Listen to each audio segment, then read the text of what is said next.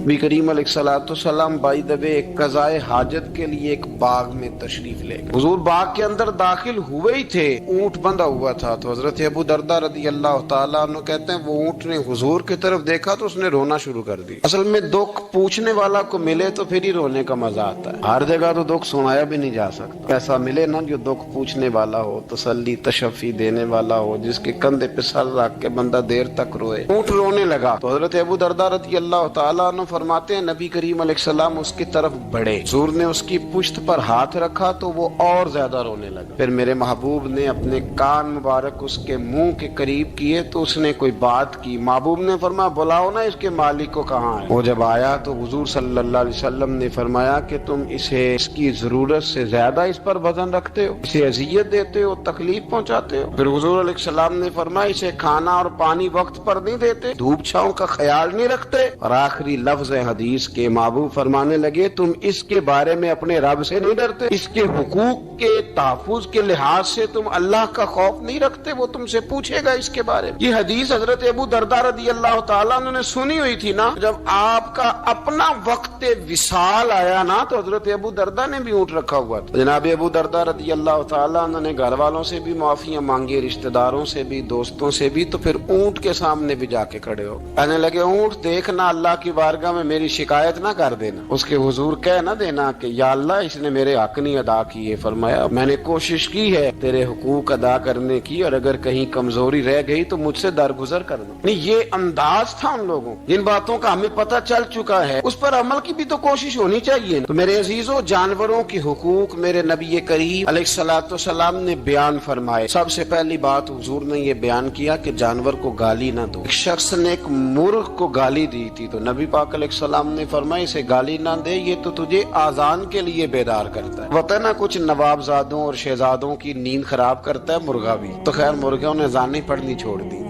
तकलीफ की बात है, खुशी की बात नहीं, दर्द की बात, ये अजियत की बात नहीं। वो वतन भी को वतन है जिसमें अजान की आवाज ही ना आए, वो देश भी को देश है। हम जाके अब बसने लगे हैं टाउनों के अंदर, सोसाइटियों के अंदर जहाँ अजान की आवाज ही नहीं आती। कुछ जगह है जहाँ अजान की आवाज ही ना आए। हमारे यहाँ जो गरीब लोग होते हैं ना वो गधा रेडी पे दफा सब्जी बेचते हैं। ये हमारे आजकल किनो बहुत ज्यादा है मार्केट में, तो मैं देखता हूँ कि सड़क के ऊपर गधे को भी खड़ा किया हुआ, इसलिए कि अब वो उसी के ऊपर सारा दिन रखेंगे उसको और शाम तक जब तक बिकेगा नहीं उस बेचारे की खलासी नहीं होगी। नबी पाक सल्लल्लाहु अलैहि वसल्लम ने फरमाया कि जानवर को सवारी बनाओ, कुर्सी न बनाओ। दो सहाबा बैठे थे घोड़े के ऊपर, एक उधर बैठा था एक इधर बैठा था, दोनों आपस में बातें कर रहे थे। जिस तरह हमारे जमाने में जो नई नई कार खरीदता है ना तो उसका भी कोई वाकिफ मिल जाए तो वो रोड के ऊपर खड़े होकर बात करता है, क्योंकि रोड तो उसने अलाट कराया ना अपने नाम। तो मेरे जैसा आदमी कई दफा पीछे हो भी ना। तो एक दिन बच्चा मुझे कहने लगा कि जोर से जरा हारन दी, तो मैंने कहा यार इसके पास नई नई दौलत आई है तो मतलब इसको हारन ना दे, पता नहीं कहाँ से बोलेगा, तो इसका तो कुछ नहीं बिगड़ेगा तो हमारे लिए मसला बनेगा। ये अर्ज नहीं, अब ये खड़ा है तो खड़ा, ये इसको लोग चौधराहट समझते हैं। ये चौधराहट नहीं होती, इससे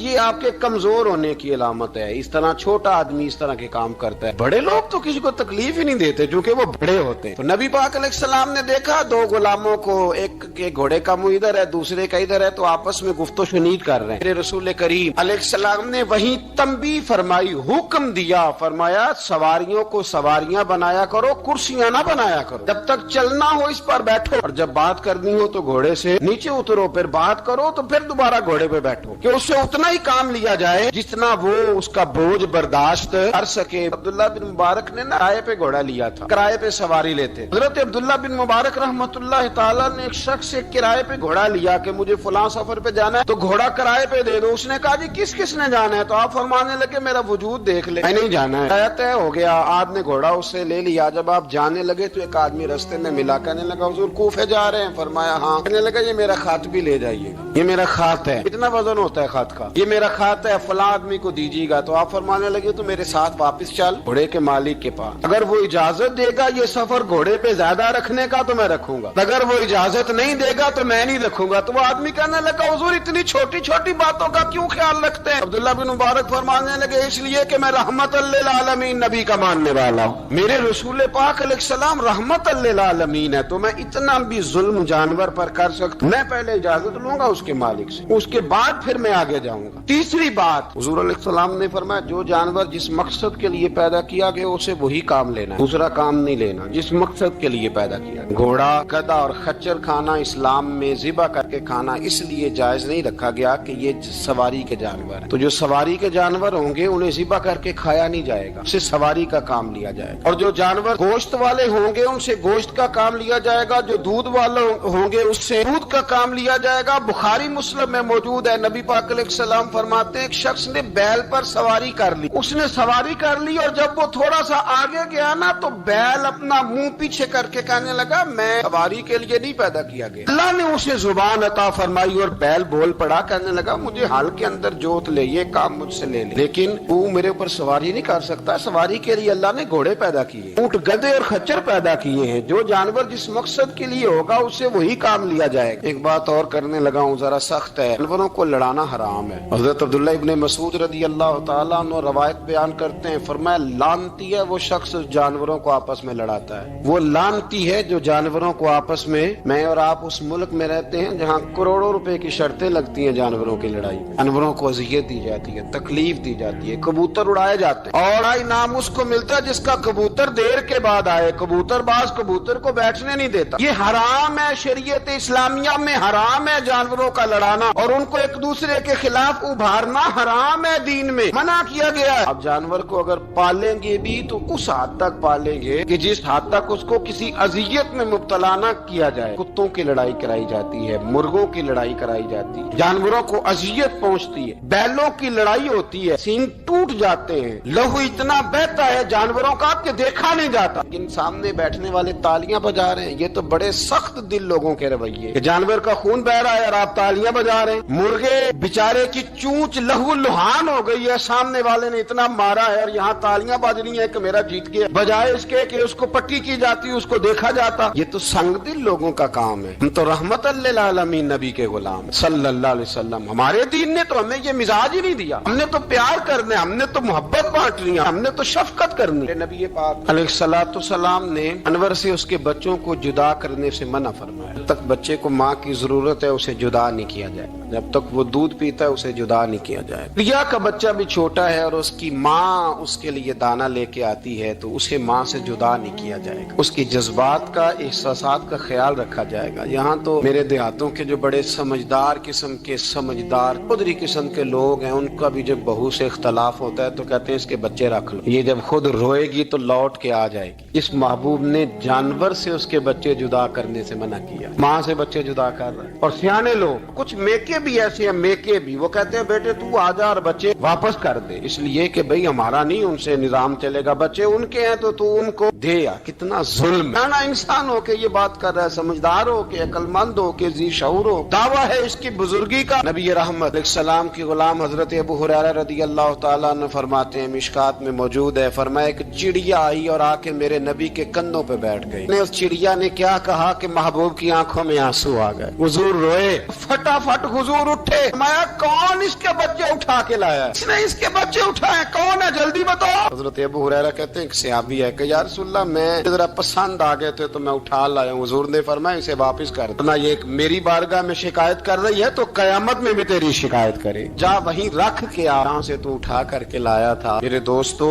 दीन इतने आला हुकूक बयान करे जानवरों के, और इंसान उससे आगे बढ़ के इंसानों के साथ सलूक करे। हम ना सियासत से बादशाही लेना चाहते हैं, सियासतदानों के अपनी जेब से इश्तिहार छपवा के बादशाही लेना चाहते हैं, डेरा बना के बादशाही लेना, ना ना ना। बादशाही तो रहम करने से मिलती, बादशाही तो शफकत करने से मिलती, बादशाहियां तो अल्लाह की मखलूक से प्यार करने से मिलती। बादशाहियां, इमाम अहमद बिन हंबल रहमतुल्लाह तआला अलैह फरमाते, मैंने एक मुहद्दिस का तज़किरा सुना कि वो मेरे महबूब की हदीसें बयान करते हैं तो कहते हैं मैं शौके इल्म में उनकी बारगाह में पहुंचा। जब मैं गया तो कुत्ते को खाना खिला रहे, मैंने सलाम ली तो उन्होंने जवाब तो दिया पर कोई इतनी اتنی توجہ نہیں کی میری طرف. میرے دل میں خیال آئی یہ محدث ہیں اور کتے کے ساتھ اتنا پیار کر رہے ہیں, میری طرف دیکھا ہی نہیں. تو فرماتے ہیں وہ کتے کو کھانا کھلا کے فارغ ہوئے تو میری طرف دیکھ کے کہنے لگے احمد بن حنبل میرے علاقے میں کتے نہیں رہتے, کتے دوسرے شہر میں زیادہ پائے جاتے ہیں, یہ بھوکا تھا تو ادھر آ گیا تھا. اور تمہیں حضور علیہ السلام کی وہ حدیث تو پتہ ہوگی, نبی پاک نے فرمایا جو کسی کے ساتھ امید لگائے اور وہ آدمی اس کی امید پوری کرنے پر قادر ہو پھر بھی امید پوری نہ کرے, قیامت کے دن اللہ اس کی بھی بہت ساری امیدیں پوری نہیں کرے گا, اسے سزا ملے گی. امید پوری کرنے پر قادر تھا, مجبور نہیں تھا, پر پوری نہ کی تو اسے قیامت کے دن سزا ملے گی. فرمایا یہ کتا امید لگا کے آیا تھا میرے گھر میں کھانے کی, اگر میں پوری نہ کرتا تو پھر حضور کی اس حدیث پر عمل کیسے ہوتا, اور پھر مجھے حدیثیں بیان کرنے کا مطلب کیا سمجھ میں آتا. امام احمد بن حنبل رحمۃ اللہ تعالی علیہ فرماتے ہیں میں نے کہا استاد جی اجازت دے دیں. کہا کدھر آئے تھے؟ کہا حضور جس کام آیا تھا نا وہ میرا بڑا ہی اچھا ہو گیا, وہ بڑا شاندار ہو گیا, جو حدیث بھی آپ نے بیان کر دی اور صرف بیان نہیں کی, آپ نے تو عمل کر کے بھی دکھا دیا, آپ نے تو اس حدیث پر منوان عمل کر کے بھی دکھا دیا. جانور کے ساتھ حسن سلوک کرنا, اس کے ساتھ پیار کرنا. کچھ جانور موذی ہوتے ہیں, شریعت نے انہیں مارنے کی اجازت دی ہے, اجازت دے دیا, جو جانور تکلیف دیتا ہے اذیت دیتا ہے اسے مارا جا سکتا ہے, لیکن جانور کے حقوق کا لحاظ کرنا, اس پر رحم کھانا, اس پر توجہ دینا, ان چیزوں کو سمجھتے نہیں امیر ملت. اور اگر میں کہوں بانی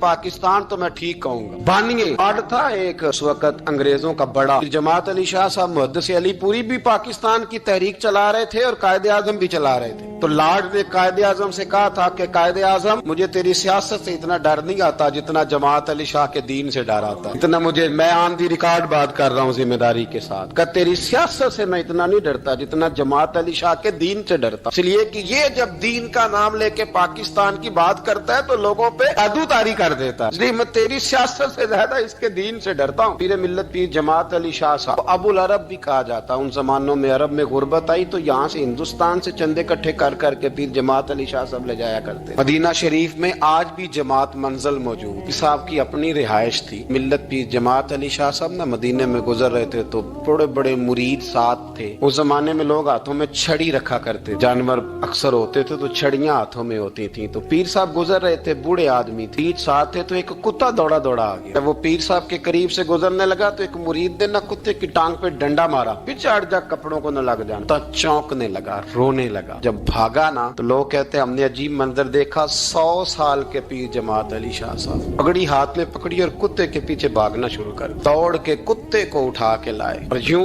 اس کو سینے سے لگایا. پیر صاحب نا اس کتے کو اپنی رہائش گاہ پہ لے گئے, اپنی پگڑی کھول کے نا تو اس کی پٹی کی, پھر دودھ کا پیالہ اس کے آگے رکھا. کتے نے دودھ پی لیا تو پیر جماعت علی شاہ صاحب نے ہاتھ باندھے, کہنے لگے مدینے کے کتے بھی پاک کی بارگاہ میں میری شکایت نہ کر دینا, حضور کی بارگاہ میں شکایت نہ کرنا کہ یا رسول اللہ یہ آتے حاضری دینا, ہمیں تکلیف دیتے ہیں, شکایت نہ کرنا مصطفیٰ کریم کی بارگاہ میں نے نہیں اسے کہا تھا, اس سے بھول ہو گئی, میں معافی مانگتا ہوں. میرے عزیزو وہاں درد تھا, وہاں سوز تھا, وہاں پیار تھا, وہاں محبت تھی, لیکن ہمارے رویے انسانوں کے حق میں تو کیا جانوروں کے حق میں سخت سے سخت تر ہوتے جا رہے ہیں. ہم نے اپنے شوق سے جانور لڑانے شروع کر دیے, کبوتر اڑانے شروع کر دیے, تباہی پر تباہی کا ماحول ہم فراہم کرتے جا رہے ہیں. ان سے پیار کریں, ان کو آسانی دینے کی کوشش کریں. کچھ لوگ ایسے ہوتے ہیں جو بیچارے بائی نیچر ہی کچھ پریشانیوں کا شکار ہوتے ہیں, اور قرآن مجید نے جو ارشاد فرمایا نا کہ کچھ لوگ نفس کی خواہش کو اپنا خدا بنا لیتے ہیں, تو وہ بلا وجہ بھی بہت ساری باتیں کرتے ہیں جن کا کوئی وجود نہیں ہوتا. عورت کو حقوق دلانے کے لیے بہت سارے لوگ بہت ساری غلط باتیں کرتے ہیں. جو لوگ یہاں سے کسی کو لے جاتے تھے نا دبئی, دھوکہ دے کے اور لے جاتے تھے یورپ میں, عرب ممالک میں دھوکہ دے کے لے جاتے تھے, تو وہ بھی کوئی خواب ہی تو دکھاتے تھے کہ اتنے لاکھ تنخواہ ہوگی, اتنا کچھ ہوگا. وہاں جا کے پتہ چلتا تھا کہ جیب سے بھی دینے پڑیں گے کچھ. بہت سارے لوگ ایسے ہوتے ہیں, وہ سارے خوبصورتی کے نام پر ہی دھوکہ دیتے ہیں. آپ کو پتہ ہے کہ جو آدمی کسی کو لالچ دیتا ہے تو کسی کو لوٹنے کے لیے اسے لالچ دینا بڑا ضروری ہوتا ہے. لوگ پہلے لالچ دیتے ہیں پھر لوٹتے ہیں, پہلے مکمل لالچ دیتے ہیں, یہ چیز مل جائے گی, یہ چیز مل جائے گی. لوگ مکمل لالچ دیتے ہیں, اس کے بعد پھر لوٹتے ہیں. اور اگر لالچ نہ دیں تو کوئی آدمی قابو آئے گا؟ لوگ لوٹتے ہیں لالچ دے کر. اچھا اب وہ جو جس کو لالچ دیا جا رہا ہوتا ہے وہ کہہ رہا ہوتا ہے کہ نہیں تمہیں نہیں پتا, وہ اس وقت ماننے کو تیار نہیں ہوتا. وہ کہتا ہے اتنی خوبصورت باتیں کر رہا ہے, اتنی اچھے پیغام دے رہا ہے, تم میرے دشمن ہو, تم مجھے منع کر رہے ہو. ہوش تب آتی ہے کہ جب سب کچھ لٹ جاتا ہے. عورت کو ویسے بھی قابو کرنا بڑا آسان ہوتا ہے. اعلیٰ حضرت بریلوی رحمۃ اللہ علیہ فرماتے ہیں بیٹیاں نازک شیشیاں ہوتی ہیں, ان کو تو ذرا سی چوٹ لگے تو ٹوٹ جاتی ہیں. دیکھیں کتنا بڑا جملہ کہا بریلی کے امام, نازک شیشیاں ہیں. ذرا کوئی آدمی گمراہ کرتا ہے, ذرا خراب کرتا ہے. اب دیکھیں نا, یہ جو بچیوں کو بچے مس گائیڈ کرتے ہیں, انہیں بڑے بڑے خواب دکھاتے ہیں, وہ بیچاری ماں باپ کو چھوڑ کے, بہن بھائی کو چھوڑ کے اس کے ساتھ شادی کرتی ہے. پھر جو اس کا بعد میں حشر ہوتا ہے, آپ ادلیاں نو سردار پہن تکے تے شرما والیاں نو جھوٹے ڈولیاں دے. پھر وہ بیچاری ماں باپ رکھتے نہیں, وہ ظلم کرتا ہے, تو کتنی بڑی تکلیف میں وہ بچی آ جاتی. نازک شیشی ہوتی ہے نا تو ٹوٹ جاتی. یہی حال اب جدید خواتین اور یہ جو کچھ اینکر پرسن ہیں, یہ اصل میں نا یہ آپ کو سیاست سکھاتے ہیں, لیکن یہ مادر پیدر آزاد لوگ ہیں, بالکل آزاد. یہ تو علماء شور نہ کریں, بات نہ کریں, گفتگو نہ کریں, مشائخ بات نہ کریں, اور یہ جو کچھ سنجیدہ اور دینی طبقہ ہے یہ کوئی شور نہ کرے, یہ تو روڈوں پہ ننگے ہو کے آ جائیں. معاذ خوفناک نظریہ رکھتے ہیں یہ لوگ. عورت کو کہتے ہیں تیرے حقوق ہم تجھے لے کے دیں گے. مثلاً وہ کون سا حق ہے جو تم نے لے کے دینا ہے؟ میرے نبی کریم صلی اللہ علیہ وسلم نے اس کو بیٹی بھی بنایا ہے, اس کو بہن بھی بنایا ہے, اس کو ماں بھی بنایا ہے, اسے بیوی کا عالی شان رتبہ بھی عطا فرمایا ہے. اور چونکہ بیٹی کا بھی حق بڑا بیان کیا جاتا ہے, بہن کا بھی, ماں کا بھی, اور بیوی کے معاملے میں لوگ سمجھتے ہیں کہ زیادہ بات نہیں کرنی چاہیے, شاید مسئلہ خراب ہو جائے. حالانکہ نبی پاک صلی اللہ تعالی علیہ وسلم نے بیوی کے بارے میں پتہ کیا فرمایا؟ فرمایا جب تم نکاح کر لیتے ہو تو اپنا ایمان محفوظ کر لیتے ہو. اب میں اس کی شرح نہیں کرتا, اب خود کر لیجئے گا کہ وہ ایک ایسی شخصیت ہوتی ہے کہ جس کی موجودگی میں آپ کا ایمان محفوظ ہے. اب میں نہیں سمجھتا کہ اس سے بڑی بات کوئی اور ہو سکتی ہے, جس کی موجودگی میں آپ کا ایمان. اور بھائی یہ حدیث پاک عرض کر رہا ہوں, نکاح جب کوئی کر لے تو اس نے اپنا ایمان مکمل کر لیا. اس کا معنی یہ ہوا کہ آپ کا ایمان محفوظ ہے اس کی موجودگی میں. تو اس سے زیادہ بھی, یعنی ایمان سب سے قیمتی چیز ہے نا, تو اس کے محفوظ ہونے کی وجہ حضور نے نکاح بیان کر دی. اب میرا خیال ہے بیوی اگر کوئی اس سے بڑا حقوق مانگے گی تو بیوقوفی کرے گی. اتنا بڑا درجہ نبی کریم نے اسے عطا کر دی, اتنا بڑا مقام دے دیا کہ تو خامند کے ایمان کے محفوظ ہونے کا ذریعہ بن گئی ہے. عورت کو جو حقوق رسول کریم صلی اللہ تعالی علیہ وسلم نے عطا فرمائے, نبی پاک نے جو حقوق دیے.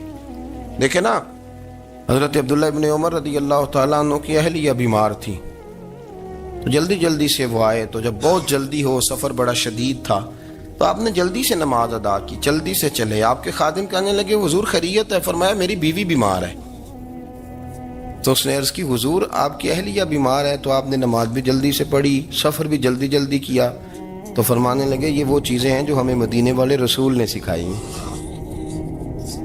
آپ اس کیفیات کو سمجھیں کہ حضور صلی اللہ علیہ وسلم نے درس دیا. اور پھر ایک اور بہت بڑی بات, یہ فضیلت کسی اور کو نہیں دی. جو عورت کو حضور نے فضیلت دی, یہ فضیلت کسی اور کو نہیں دی. کبھی حضور نے فرمایا کہ تمہارا ابا تمہارے ساتھ بہت سخت رویہ کرے تو تم نے اس کو اس سختی پر داد دینی ہے. فرمایا چلو اگر وہ زیادتی بھی کرے تو تم نے اس کے ساتھ سلوک اچھا ہی کرنا ہے. لیکن آپ ایک بات کو سمجھے نا کہ بچے کے بارے میں, بیٹے کے بارے میں, بیٹی کے بارے میں فرمایا 10 سال کے ہو کے نماز نہ پڑھیں تو سختی کرو, تمہارا ڈنڈا بھی لٹکنا چاہیے. بہت ساری جگہوں پہ بہت سارے لوگوں کے لیے سختی کا حکم دیا, لیکن عورت کے لیے حضور نے جو جملے کہے, اصل میں ہم سمجھتے ہیں کہ یہ ایک بات ہے, مشہور ہو گئی ہے روایت حدیث, تو بس اس کے پس منظر پر اور جملوں کے حسن پر شاید معاذ اللہ غور کرنے کی ضرورت نہیں. ذرا اس لفظ کی تاثیر پر غور کریں. حضور نے فرمایا عورت ٹیڑھی پسلی سے پیدا کی گئی ہے, یہ ٹیڑھی ہے. کو سیدھا کرنے کی کوشش کرو گے تو ٹوٹ جائے گی. تو حضور پھر ہمارے لیے حکم کیا ہے؟ فرمایا جیسی ہے تم اسی کے ساتھ نبھا کرو. آپ سمجھیں کہ اتنا محفوظ حضور نے درجہ دے دیا بی بی کو، اتنا محفوظ کہ فرمایا غلطی بھی ہو تو میرے غلاموں تم اس کے ساتھ نبھا کرو، گزارا کر لو. کو کیا اور حق چاہیے عورت کو جس کو اس کی غلطیوں سمیت نبی پاک نے قبول کرنے کا حکم دے دی کہ اس کی کمزوریوں سمیت قبول کر لو. اب اس کو اور کیا کوئی کمزوریوں سمیت قبول کرتا ہے؟ کبھی آپ دکان پہ بیٹھے ہو تو آپ کہیں بھی اس میں یہ بھی غلطی، میرے مال میں یہ بھی کمزوری ہے، یہ بھی کمزوری ہے، یہ بھی کمزوری ہے، تو کر لے قبول. کرتا ہے کوئی؟ کوئی شخص ایسا ہو جو کسی چیز کی کمزوریاں بیان کر کے کہ اسے قبول کرو؟ پر رسول کریم صلی اللہ تعالی علیہ وسلم نے نا ہمیں سبق دیا، حضور نے ہمیں درس دیا، نبی پاک نے ہمیں پیغام دیا. فرمایا یہ ٹیڑھی ہے، سیدھی کرنے کی کوشش کرو گے تو بیچاری ٹوٹ جائے گی، تو اس کے ساتھ نبھا کر جاؤ. آپ میری بات کو سمجھیے گا. چلیں میں اس پر ایک اور بخاری مسلم کی حدیث پڑھتا ہوں. حضرت سلمان فارسی رضی اللہ تعالیٰ عنہ اور حضرت ابو دردہ کے درمیان بھائی چارہ تھا. مکے سے مدینے جب لوگ آئے تو حضور نے بھائی بھائی بنایا تھا. ان کے درمیان بھائی چارہ تھا تو ابھی پردے کی آیات نازل نہیں ہوئی تھی تو لوگ ایک دوسرے کی طرف جاتے تھے. حضرت سلمان فارسی رضی اللہ تعالیٰ عنہ حضرت ابو دردہ رضی اللہ تعالیٰ عنہ کے گھر میں تشریف لے گئے تو دیکھا کہ ان کی بیوی بڑی غمگین بیٹھی ہیں. ہم نے فرمایا بہن کیا ہوا؟ تو کہنے لگی تمہارے بھائی کو دلچسپی کوئی نہیں رہی، ہر روز روزہ رکھ لیتا ہے اور ساری رات نفل پڑھتا ہے. حضرت سلمان فارسی کہنے لگے ٹھیک ہے کر لیتے ہیں بندوبست. نماز دین ہے کہ نہیں؟ دین ہے نا یہ چیزیں. لیکن حضرت سلمان فارسی جناب ابو دردہ سے کہنے لگے آج میں نے تیرے گھر میں رہنے رات کو، کیونکہ وہ تو ساری رات نماز پڑھتے تھے، نفل پڑھتے تھے. انہوں نے کہا ٹھیک ہے. ایک بستر لا کے بچھا دیا حضرت سلمان فارسی کے لیے. سلمان فارسی فرمانے لگے دوسرا بھی لا. کہا وہ کیا کرنا ہے؟ فرمانے لگے تو نے بھی سونا ہے، میں نے بھی سونا ہے، تو نے بھی سونا ہے. عشاء پڑھیں گے اور پھر دونوں سوئیں گے. کہا میں نے تو نماز پڑھنی ہے. فرمایا تہجد کے وقت اٹھ کے پڑھیں گے، اللہ کے رسول بھی رات آخری حصے میں جا کے نماز پڑھتے ہیں. ادھر ساتھ سلا لیا. وہ تھوڑی کو دیر سوئے، اب عادت تھی ساری رات اٹھنے کی، ذرا اٹھنے لگے بستر سے تو حضرت سلمان فارسی فرمایا چپ کر کے سو جا، وہ بڑی رات پڑی ہوئی، چپ کر کے سو جا. وہ لیٹ گئے، پھر اٹھنے لگے تو فرمایا سو جا چپ کر کے، بڑا ٹائم ہے. سحری کے وقت اٹھے، نفل پڑھے. ان کا ارادہ تھا روزہ رکھنے کا تو فرمانے لگے کل رکھا تھا نا نفلی روزہ، جی رکھا تھا، پرسوں بھی رکھا تھا، ترسوں بھی رکھا تھا. فرمایا آج نہیں رکھنا، آج میں تیرا مہمان ہوں، سارا دن کٹھے مل کے روٹیاں کھائیں گے، آج نہیں روزہ رکھنا. سلا دیا. اب حضرت ابو دردہ رضی اللہ تعالیٰ عنہ کہہ تو کچھ نہ سکے، پر کہنے لگے سلمان تم پتہ تم کیا کر رہے ہو؟ نہ تم نے مجھے رات اٹھ کے زیادہ نفل پڑھنے دیے، سویرے روزہ نہیں رکھنے دیا. تو حضرت سلمان فارسی کہنے لگے کوئی لمبی بات تو نہیں نا، چلتے ہیں نا ابھی فجر میں مسجد نبی میں تو نبی پاک کو بتاتے ہیں. سرکار دو عالم علیہ السلام کی خدمت میں تو اپنی بات کرنا، میں اپنی کروں گا. حضور نتیجے کا اعلان فرما دیں گے، بات طے ہو جائے گی. حاضر خدمت ہوئے، عرض کی یا رسول اللہ صلی اللہ تعالی علیہ وسلم یہ ساری رات نفل پڑھتے ہیں، ہر روز روزہ رکھتے ہیں، ان کی اہلیہ غمگین بیٹھی ہیں، حکم فرمائیں. تو نبی پاک صلی اللہ علیہ وسلم نے فرمایا پھر ہوا کیا؟ یا رسول اللہ میں نے رات سلایا ہے، سحری میں اٹھایا ہے، سویرے روزہ نہیں رکھنے دیا. نبی پاک نے فرمایا سلمان فارسی نے ٹھیک کیا ہے، سلمان فارسی نے ٹھیک کیا. پھر حضور نے فرمایا، نبی کریم نے فرمایا ابو دردہ تیرے اوپر اگر اللہ کا حق ہے، اس کے رسول کا حق ہے، دین کا حق ہے، تو فرمایا تیری آنکھ کا بھی تیرے اوپر حق ہے، تیرے وجود کا بھی تیرے اوپر حق ہے. یہ حضور نے فرمایا تیرے بچوں کا بھی تیرے اوپر حق ہے، تیری بیوی کا بھی تیرے اوپر حق. اس حق کو بھی سمجھے، حقوق اللہ بھی ہیں، پر تیری آنکھ کا بھی تیرے اوپر. کیا مانا کہ تیری آنکھ سونا چاہتی ہے تو اسے سلا بھی، تیرے وجود کا بھی تیرے اوپر حق. تو تیرا وجود آرام کرنا چاہتا ہے تو اسے آرام بھی کرا. اور پھر وہاں نبی پاک صلی اللہ علیہ وسلم نے فرمایا میں تم سب، سننا یہ لفظ حدیث کے، حضور نے اسی موقع پر فرمایا میں تم سب سے زیادہ اپنے رب کو جانتا ہوں اور میں تم سب سے بڑھ کر اپنے رب سے ڈرتا ہوں. حضور فرمانے لگے میں روزہ بھی رکھتا ہوں، افطار بھی کرتا ہوں، یعنی کبھی رکھتا ہوں اور کبھی نہیں رکھتا.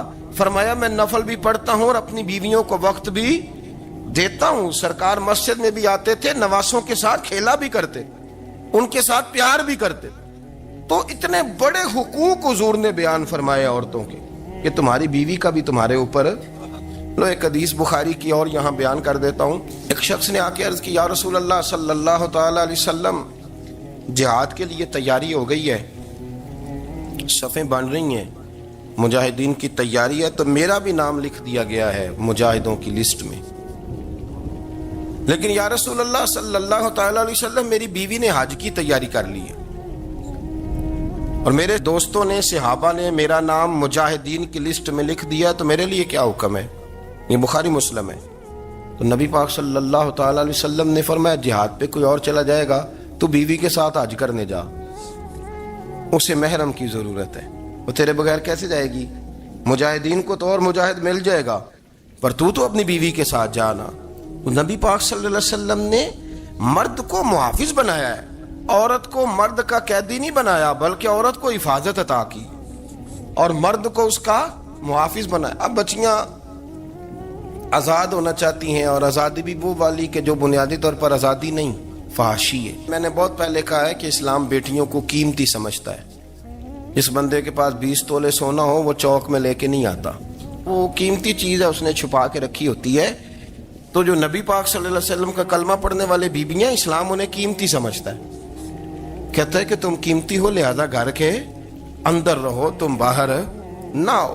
لیکن عورتیں ہیں کہ ان کو بلا وجہ لوگ خراب کر دیتے ہیں اور بلا وجہ وہ اس مغالطے کا شکار ہو جاتی ہیں. اب آگے بڑھتے ہیں. قرآن مجید نے سورہ نور کی آیت نمبر 30 میں کہا کہ کل للمؤمنین یغضوا من ابصارہم, فرمایا کہ اے محبوب علیہ السلام مومن مردوں سے کہہ دو کہ اپنی نظریں جھکا کے رکھیں, اپنی نظریں. اور اگلی آیت میں فرمایا وَقُلْ لِلْمُؤْمِنَاتِ یغضضن من ابصارہن, فرمایا کہ اے محبوب مومن عورتوں سے بھی کہہ دو کہ اپنی نظریں جھکا. مرد بھی اپنی نظر جھکا کے رکھے گا عورت کی طرف, لیکن یہ ساری پابندی صرف مرد پر نہیں, عورت بھی غیر محرم کا چہرہ نہیں دیکھے گی, اس پر بھی اسی طرح نظر جھکانے کا حکم ہے جس طرح کہ وہ ہر دکاندار کو بھائی جان کہہ کے گفتگو کرنے کی اس کو بھی اجازت نہیں ہے کہ وہ بھی وہ سمجھے کہ پابندی تو مرد نے کرنی تھی, میں نے تھوڑی کرنی تھی. وہ جس کے پاس جائے, جہاں بھی جائے, ڈاکٹر کے پاس جائے, باہر جائے, تو وہ جس طرح مرضی اس کا دل چاہے وہ بات چیت کرے, اس کی عورت کو بھی اجازت اسلام نہیں دیتا. بنیادی طور پہ اسلام شرم و حیا کا دین ہے, حیا کی بات کرتا ہے. حیا کی جب ہم تعریف کرتے ہیں تو حیا کی تعریف یہ ہے کہ کوئی کبھی چیز دیکھ کے نا تو آپ کی طبیعت میں کراہت محسوس ہو, آپ کوئی غلط جملہ منہ سے نکالتے ہوئے ذرا جھجکیں, آپ کوئی غلط بات کرتے ہوئے تھوڑا بوجھ محسوس کریں. ہمارے ہاں تیزی سے فروغ پایا ہے بے حیائی نے. سنگیوں کی محفلیں, یاروں کی محفلیں, اس میں غلیظ گفتگو ہوتی ہے, الا ماشاء. جن دوستوں کو بڑی پاک صاف گفتگو کرنی چاہیے. دوستی کا رشتہ بڑا مقدس رشتہ ہے, جو یہاں ایک دوسرے سے پیار کریں گے جنت میں بھی اکٹھے داخل کیے جائیں گے. شرط یہ ہے کہ پیار اللہ رسول کی رضا کے لیے ہو, لیکن اس کے اندر اگر آپ کی گفتگو کچی ہو, کمزور ہو, فحاشی والی ہو, عریانی والی ہو. وہ ہمارے ہاں تو اب اس کو لوگ فیشن سمجھتے ہیں, اس کو مردانگی کی علامت سمجھتے ہیں کہ وہ جی ساری باتیں جی وہاں ہو گئیں, اور جس کا جو جی چاہا اس نے کہا. آپ جب حیا کے دائرے میں ہوتے ہیں تو آپ خود بھی سکون محسوس کرتے ہیں. دیکھیں نا, آپ کو نیند سکون سے کہاں آتی ہے؟ جہاں کمرہ بند ہو, چاروں جانب دیوار ہے, اوپر چھت ہے, خالی دروازہ بھی کھلا ہوا ہونا, تو جب بندہ سکون لینا چاہتا ہے تو کہتا ہے یار ذرا دروازہ ذرا بند کر دو. وہ اچھی طرح اپنے آپ کو چھپا لیتا ہے نا حیا کے پردے میں, تو اللہ اسے سکون عطا کرتا ہے. اور جو اس سے بھی زیادہ ٹھنڈی نیند میں جانا چاہتا ہے وہ کہتا ہے لائٹ بھی بند کر دو.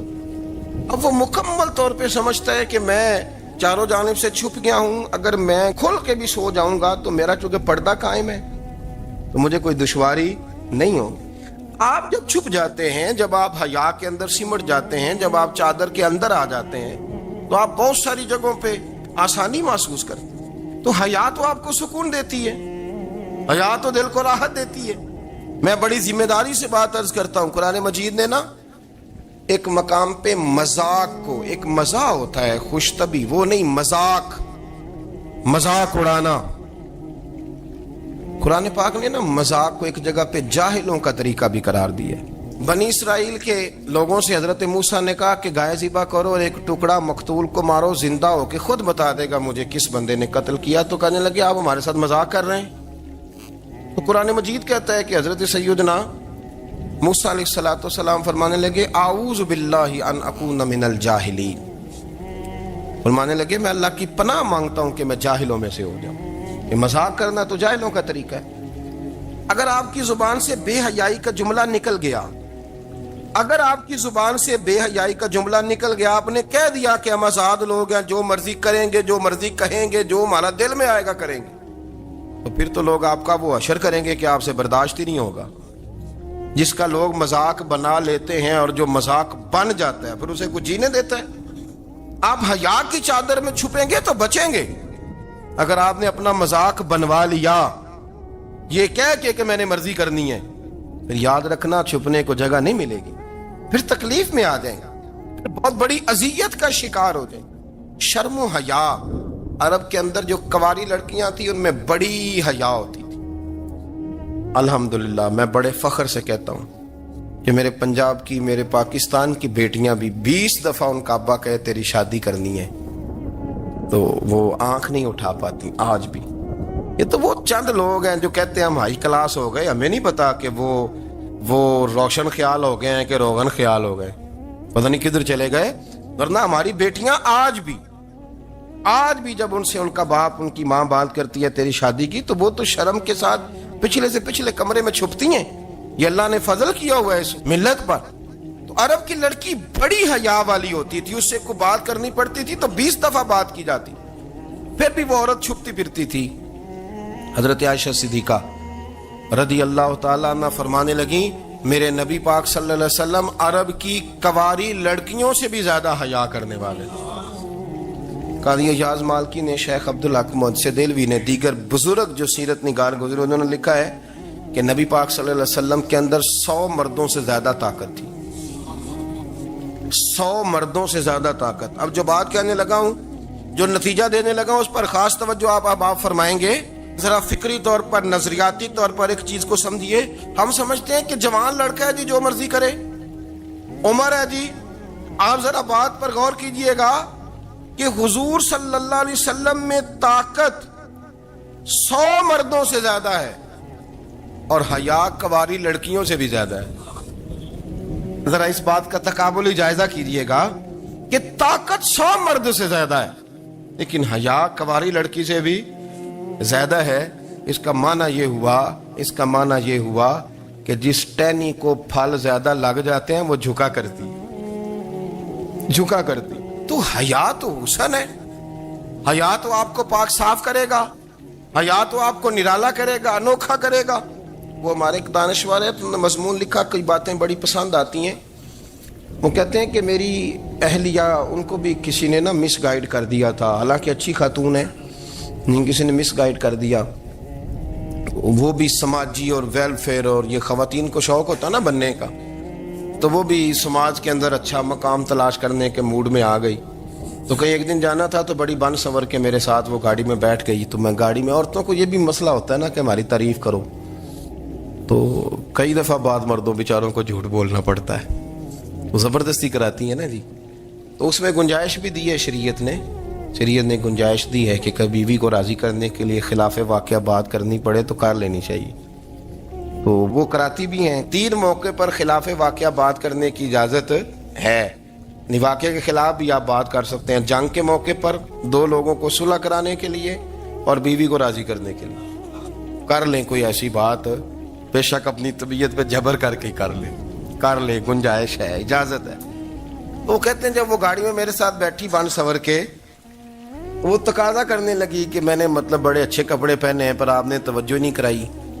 वो सियाना बंदा था, वो चाह रहा था कि मेरी खातून समझ जाए। वो कहते हैं मुझे पता था कि बेचारी मिस गाइड हो गई है, दिल की बड़ी अच्छी है, सियानी है, लेकिन इसको ना कुछ खवातीन ने, कुछ लोगों ने मिल के इसको ज़हन गलत कर दिया है कि समाज में निकलो, बाहर जाओ, काम करो, फलां करो, अपनी मर्जी से जियो। तो मेरे साथ गाड़ी में बैठी कहीं जाने के लिए, तो मुझसे कहने लगी कि आपने मेरी तरफ तवज्जो ही नहीं की, आपने कोई जिक्र ही नहीं किया कि मैं कैसी लग रही हूँ। तो वो कहते हैं मैंने उसे कहा कि अगर तू नाराज ना हो तो फिर मैं सही वाली तारीफ कर दूं।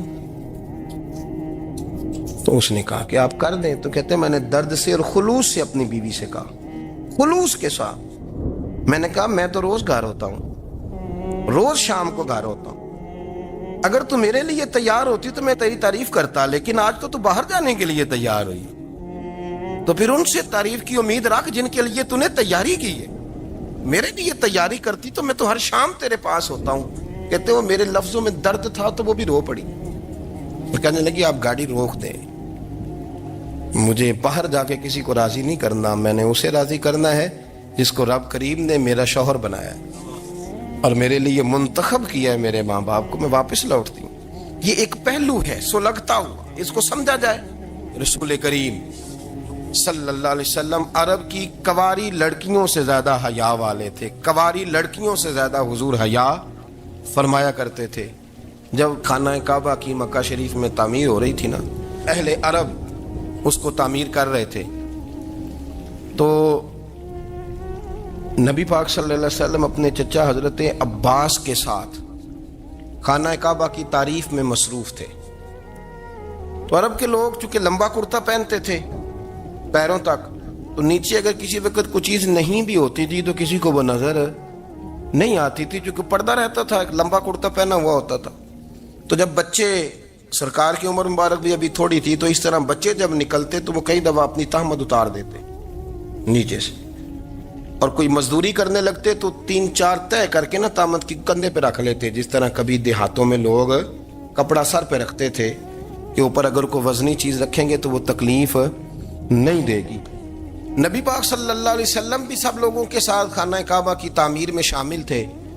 تو حضرت عباس رضی اللہ تعالیٰ عنہ نے کہا حضور سے, ابھی اللہ نے نبوت بھی نہیں فرمایا تھا, بھتیجے آپ بھی تامت اتاریے, یہ صحیح مسلم میں حدیث موجود, اور اس کو کندھے پہ رکھ لیجیے, آپ اینٹیں اٹھا اٹھا کے لا رہے ہیں تو ذرا آپ کو تکلیف نہیں ہوگی. تو سرکار دو عالم صلی اللہ علیہ وسلم سے یہ بات کہی, اور پھر جلدی سے حضور کی تہمت کو نکال کے نا, حالانکہ لمبا کرتا پہنا ہوا ہے, تو وہ جیسے ہی ان کے کندھے پہ رکھا اینٹیں رکھنے کے لیے, تو سرکار تو زمین پہ گر گئے, بے ہوش ہو گئے, آنکھیں آسمان کی طرف, اور پھر حضور پکار رہے ہیں آزاری آزاری آزاری, میرا تامت دے دو, میرا تامت دے دو. کبھی کوئی شخص اس وجہ سے بھی بے ہوش ہوا ہے کہ میرے وجود سے کپڑا اتر گیا ہے, حالانکہ سرکار پر وہ بے ہوشی بھی نبی پاک کا وہ جو غلبہ ہے نا شرم و حیا کا, اس کی وجہ سے ہوئی. ورنہ تو حضور فرماتے ہیں کہ میری آنکھیں سو جاتی ہیں, دل تو میرا اس عالم میں بھی جاگتا رہتا ہے. تو سرکار زمین پہ تشریف لے آئے, آنکھیں میرا تامت دے دو, میرا تامت دے دو. تو جلدی سے انہوں نے تامت دیا تو حضور نے باندھ لیا. پھر طبیعت مبارک میں تسلی ہوئی. یعنی ہم اس رسول کے غلام ہیں کہ جن کے تو وجود سے کپڑا اتر جائے تو حضور برداشت نہیں کرتے, قبول نہیں فرماتے, تکلیف شروع ہو جاتی. لیکن یہاں نوجوان ہیں اور بڑا قد کاٹ ہے اور بڑے بڑے سمجھدار لوگ ہیں, گرمی آتی ہیں تو شارٹ کپڑے پہن کے گھومتے ہیں. ان کو خیال نہیں کہ یہ وہ والا لباس ہے جو باہر تو کیا گھر میں اماں کے سامنے نہیں پہننا چاہیے, بہنوں اور بیٹیوں کے سامنے نہیں پہننا چاہیے. آپ کی گفتگو میں شرم و حیا ہو, آپ کے لب و لہجے کے اندر حسن ہو. آپ کو پتہ ہے نبی پاک صلی اللہ علیہ وسلم نے فرمایا میری امت میں سب سے زیادہ حیا کرنے والے عثمان غنی ہیں. عثمان غنی سب سے زیادہ حیا کرنے والے. آپ فرمایا کرتے تھے جب سے حضور کا چہرہ دیکھا ہے میں نے کبھی اپنی شرمگاہ بھی نہیں دیکھی, میں نے آنکھوں کا وضو نہیں توڑا, اور جب سے حضور کے دست مبارک میں نے بیعت کے لیے سیدھا ہاتھ بڑھایا تو پھر سیدھا ہاتھ میں نے کبھی گندگی کو نہیں لگایا. حیا تھی. آپ باتھ روم کے اندر بھی غسل فرماتے تھے تو کپڑوں سمیت کرتے تھے. کسی نے کہا حضرت جی واش روم کے اندر کیوں نہیں کپڑے اتارتے؟ آپ فرمانے لگے باہر بندوں سے حیا کرتا ہوں, اندر جاتا ہوں تو رب سے حیا نہیں شروع ہو جاتی, وہ تو دیکھ رہا ہے نا. تو میں جو بات آپ کی خدمت میں عرض کرنا چاہتا ہوں اس کو آپ سمجھیے گا میرے عزیز, کہ شرم والا مزاج, گفتگو بھی شرم والی, آنکھیں بھی شرم والی, لباس بھی شرم والا, دوستی یاری بھی شرم والی, بہت ساری ایسی باتیں. دیکھیں نا آپ ذرا, میں نے کہا کہ باتوں کو سن کے گزر نہ جایا کریں, اس کی گہرائی پر غور کریں. حضور علم کا سمندر ہے, سرکار سے زیادہ علم دنیا میں کسی کے پاس موجود نہیں ہے, اور صحابہ کو موقع ملا ہوا ہے اس سمندر سے فیض لینے کا. لیکن ان کی حالت یہ ہے کہ حضرت علی المرتضیٰ فرماتے ہیں 14 دن گزر جاتے, حضور سے کوئی سوال پوچھنا ہوتا تھا پر میں شرم کے مارے نہیں پوچھ پاتا تھا. 14 दिन बुखारी शरीफ में मौजूद है। एक दिन नबी पाक सल्लल्लाहु अलैहि वसल्लम ने पूछा सहाबा से कि वो कौन सा दरख्त है जिसके पत्ते नहीं गिरते, और वो दरख्त इस तरह है जिस तरह मोमिन होता है, वो दरख्त मेरे मोमिन की तरह बताओ। हजरत अब्दुल्ला इब्ने उमर फरमाते मुझे पता था कि वो खजूर का दरख्त है, लेकिन चूंकि अबू बकर सिद्दीक भी बैठे हैं, उमर फारूक भी बैठे हैं, मौला अली भी बैठे हैं, उस्मान गनी भी बैठे हैं, इतने इतने जय्यद लोग बैठे हैं, तो मुझे हया आती थी कि मैं क्यों जवाब दूं। कहते सरकार ने कई दफा पूछा, लोगों ने कई और दरख्त बताए, पर फरमाया तुम्हारा जवाब दुरुस्त नहीं है। आप हया के इस पहलू पर गौर करें कि सवाल का जवाब आता है, सवाल का जवाब, यानी मुझे सवाल का जवाब आता और फिर मैं दूं ना, मुझे बदअज़मी ना हो जाएगी। ये कैसे मुमकिन है कि मेरी रात गुजर जाए, मुझे पता भी था और मैंने बताया नहीं। बहुत सारे लोग आके बहुत सारी बातें बताते हैं, बहुत सारी बातें वो समझाते हैं, तो हम गौर से उनका चेहरा देखने लग जाते हैं, कहते हैं यार इसका तो दावा था कि मैं समझने आता हूं, तो ये तो हमें समझा रहा है, चलो अल्हम्दुलिल्लाह हम समझने को तैयार है। लेकिन मेरे अजीज, पता भी है जवाब का, इल्म भी है, लेकिन फरमाते हैं मेरी हया ने मुझे इजाजत न दी कि मैं जवाब दूं। आप फरमाते हैं फिर हुजूर से सहाबा ने अर्ज की कि या रसूलल्लाह आप ही बता दें वो दरख्त कौन सा है, तो हुजूर ने फरमाया भाई वो खजूर का दरख्त है। तो आप फरमाते मैं दिल ही दिल में कह रहा था कि अल्हम्दुलिल्लाह मेरा जवाब दुरुस्त है, हालांकि मैंने जवाब दिया ही नहीं। तो लफ्जों में हया, जुमलों में हया, आंखों में हया, उठने में हया, बैठने में हया, चलने में हया एक खूबसूरत हुस्न है। और नबी पाक सल्लल्लाहु अलैहि वसल्लम ने फरमाया जब तू बेहया हो जाए ना, फिर तू आजाद है, फिर तू जो मर्जी का, फिर तू जो। इसलिए बुजुर्ग जब किसी को बेहया कहते थे ना, अल्लाह अकबर, और जब किसी को कहते थे ना ये बेहया है, तो लोग समझते थे कि कोई हल्की सी बात कर दी, लेकिन उनका माना ये होता था कि बस भाई अब इसके साथ कोई कलाम करने की जरूरत है, इसको अब इस्लाह की जरूरत नहीं, ये बेहया है। क्या माना?